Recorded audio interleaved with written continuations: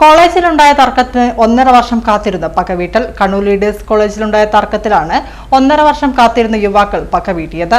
കോളേജിലെ ജൂനിയർ വിദ്യാർത്ഥി നിഷാദിന്റെ നേതൃത്വത്തിലുള്ള സംഘമാണ് സീനിയർ വിദ്യാർത്ഥിയെ വെട്ടി പരിക്കേൽപ്പിച്ചത്. ആക്രമണത്തിൽ വാരം സ്വദേശി മുനീസ് മുസ്തഫയുടെ ചുണ്ട് വെട്ടേറ്റ് മുറിഞ്ഞു. ഫോൺ വിളിച്ച് കൊല്ലുമെന്ന് ഭീഷണിപ്പെടുത്തിയിരുന്നെന്ന് മുനീസിന്റെ സുഹൃത്തുക്കൾ. സംഭവത്തിൽ 5 പേർക്കെതിരെ വധശ്രമത്തിന് പോലീസ് കേസെടുത്തു. ലീഡേഴ്സ് കോളേജിലെ മുനീസിന്റെ ജൂനിയറായിരുന്നു കേസിലെ മുഖ്യപ്രതിയായ നിഷാദ്. 1.5 വർഷം മുൻപുണ്ടായ തർക്കത്തിന്റെ പേരിൽ രാത്രികളിൽ പലതവണകളായി വിളിച്ച് നമുക്ക് ആ കണക്ക് തീർക്കണമെന്നും അത് തീർക്കാതെ സമാധാനമില്ലെന്നും കൊല്ലുമെന്നും നിഷാദ് ഭീഷണിപ്പെടുത്തിയിരുന്നു. എന്നാൽ ഭീഷണിയല്ലാതെ നേരിട്ട് ആക്രമണം ഉണ്ടാകാത്തതിനാൽ മുനീസ് ഇക്കാര്യം ആരോടും പറഞ്ഞിരുന്നില്ല. കഴിഞ്ഞ ദിവസം ഫുട്ബോൾ മത്സരം കാണുന്നതിനായി സുഹൃത്തുക്കൾക്കൊപ്പം പോയതാണ് മുനീസ്.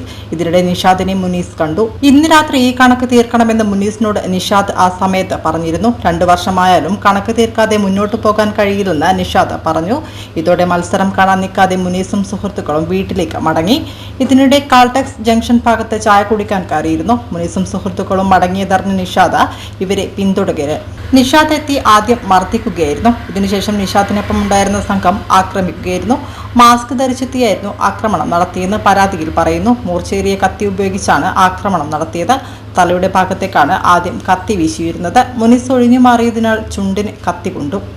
ഗുരുതരമായി പരിക്കേറ്റിരുന്നു. മുനീസിന്റെ ചുണ്ട് പ്ലാസ്റ്റിക് സർജറിക്ക് വിധേയമാക്കിയിരുന്നു. പൂർണ്ണമായി സംസാരിക്കാൻ കഴിയില്ല. ഒപ്പമുണ്ടായിരുന്ന സുഹൃത്തുക്കളുടെ മൊഴി രേഖപ്പെടുത്തിയാണ് പോലീസ് വധശ്രമത്തിന് കേസെടുത്തിരിക്കുന്നത്. പ്രതികൾ ഒളിവിലാണ്.